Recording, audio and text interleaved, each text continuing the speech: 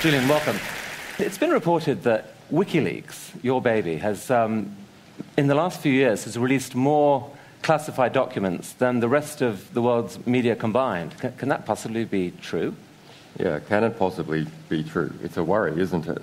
That the rest of the world's media is doing such a bad job that a little group of activists is able to release more of that type of information than the rest of the world press combined. How does it work? How do people release the documents, and how do you secure their privacy? Well, so these are, as far as we can tell, classical whistleblowers, and we have a number of ways for them to get information to us. So we use this state-of-the-art encryption to bounce stuff around the internet to hide trails, pass it through legal jurisdictions like Sweden and Belgium to enact those legal protections.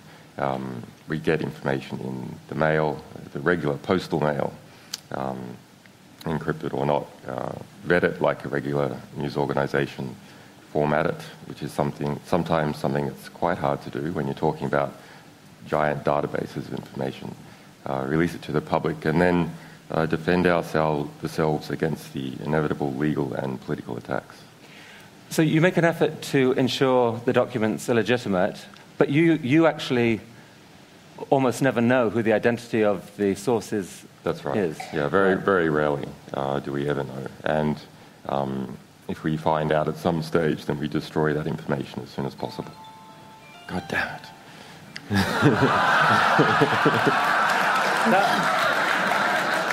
I think that's the CIA asking what the code is for a TED membership. So let's take an example. Actually, this is something you leaked a few years ago. If we can have this document up. So this was a story in Kenya a few years ago. Can you tell us what you leaked and what happened? So this is the Kroll report. This was a secret intelligence report commissioned by the Kenyan government after its election in 2004.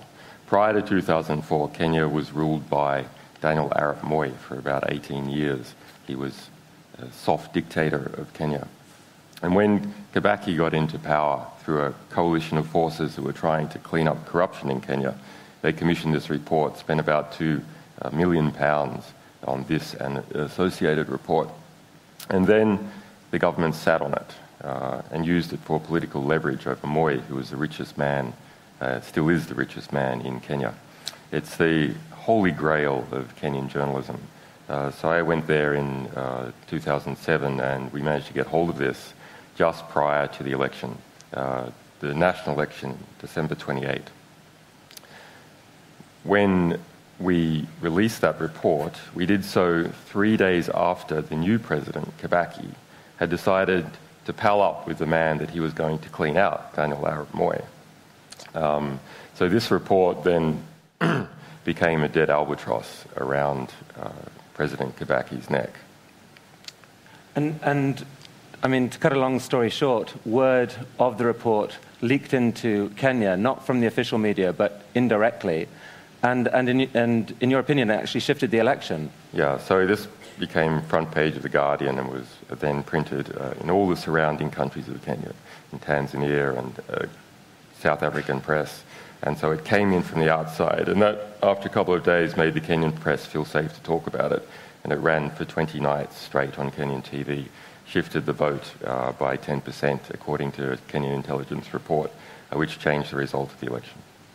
Wow. So your leak really substantially changed the world. Yeah.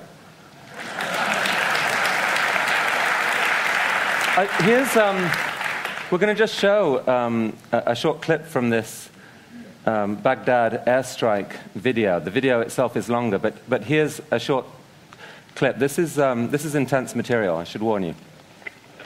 Once you get on, just open off. Yeah, Roger. I see your element. You got about 4 Humvees right along this. You're clear. All right, firing. Line here. When the state line let me know when you gather. Or shoot. Light them all up. 202 traffic, 260s. Come on, fire. Hey, Roger. Keep shoot. Keep shoot. Bushmaster 2-6. We need to move time now. All right, we just engaged all 8 individuals. Yeah, we got 2 birds. We're still firing. Roger. Got him. 6 is a 2-6. We'll move, but we got 13. Oh, I'm sorry. I was on. Bypass? God damn it, Kyle. Sorry. I hit him by head. So, what was the impact of that? The impact on the people who worked on it was severe. We ended up sending 2 people to Baghdad to further research that story. So this is just the first of 3 attacks that occur in that scene. I mean, 11 people died in that attack, right, including 2 Reuters employees? Yeah, 2 Reuters employees, 2 young children were wounded. There were between 18 and 26 people killed altogether. And releasing this caused widespread outrage. What was the key element of this that actually caused the outrage, do you think? I don't know. I guess people can see the gross disparity in force. You have guys walking in a relaxed way down the street, and then a Apache helicopter sitting up at 1 kilometre firing 30mm cannon shells on everyone, looking for any excuse to do so, and killing people, rescuing the wounded. And there was 2 journalists involved who clearly weren't insurgents because that's their full-time job. I mean, there's been this U.S. intelligence analyst, Bradley Manning, arrested, and it's alleged that he confessed in a chat room to have leaked this video to you, along with 280,000 classified U.S. embassy cables. I mean, did he? Well, we have denied receiving those cables. He has been charged about 5 days ago with obtaining 150,000 cables and releasing 50. We have released early in the year a cable from the Reykjavik US Embassy, but this is not necessarily connected. I mean, I was a known visitor of that embassy. I mean, if you did receive thousands of US Embassy diplomatic cables... We would have released them. Yeah. You would? Yeah. Because? Well, because these sort of things reveal what the true state of... say, Arab governments are like, the true human rights abuses in those governments. If you look at declassified cables, that's the sort of material that's there. So let's talk a little more broadly about this. I mean, in general, what's your philosophy? Why is it right to encourage leaking of secret information? Yeah, well, there's a question as to what sort of information is important in the world, what sort of information can achieve reform. And there's a lot of information. So information that organizations are spending economic effort into concealing, that's a really good signal that when the information gets out, there's a hope of it doing some good. Because the organizations that know it best, that know it from the inside out, are spending work to conceal it. And that's what we've found in practice, and that's what the history of journalism is. But are there risks with that, either to the individuals concerned or indeed to society at large, where leaking can actually have an unintended consequence? Yeah, not that we've seen anything we've released. I mean, we have a harm minimization policy. We have a way of dealing with information that has sort of personally identifying information in it. But there are legitimate secrets. You know, your records with your doctor, that's a legitimate secret. But we deal with whistleblowers that are coming forward that are really sort of well-motivated.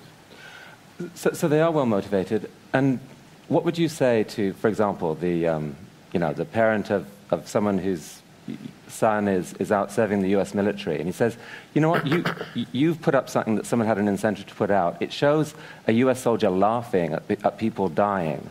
You know, that gives the impression, has given the impression to millions of people around the world that US soldiers are inhuman people. Actually, they're not. My son isn't. How dare you? What would you say to that? Yeah, we do get a lot of that. But remember, the people in Baghdad, the people in Iraq, the people in Afghanistan, they don't need to see the video. They see it every day. So it's not going to change their opinion. It's not going to change their perception. That's what they see every day. It will change the perception and opinion of the people who are paying for it all. And that's our hope. So you found a way to shine light into what you see as these sort of dark secrets in companies and in government. Light is good. But do you see any irony in the fact that in order for you to shine that light, you have to yourself create secrecy around your sources? Not really. I mean, we don't have any WikiLeaks dissidents yet. We don't have sources who are dissidents on other sources. Should they come forward, I mean, that will be a tricky situation for us, but we are presumably acting in such a way that people feel morally compelled to continue our mission, not to screw it up.